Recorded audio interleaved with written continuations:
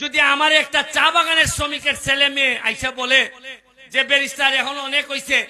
আমি এখন অনেক বেশি যোগ্যতা সম্পন্ন, আপনি আমার এমপি পদটা আপনি আমারে দিয়ে দেন, আমি কথা দিয়ে যাচ্ছি এখানে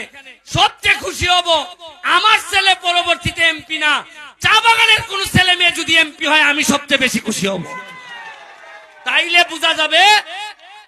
বোঝা যাবে এমপি হই আমি মানুষের জন্য করছি। আর যদি না করি তাইলে আমার ছেলেই আবার এমপি হবে। আর যদি দেখি একটা গরিব মানুষের ছেলে বা মেয়ে এমপি হইছে, তখন মনে হইব আসলে আমি এদের জন্য কিছু করছিলাম, নাইলে তো এদের থেকে নেতা হওয়ার কথা না।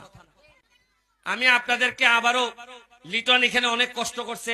আমাদের পঞ্চায়েত এখানে যারা আছেন আপনারা সবাই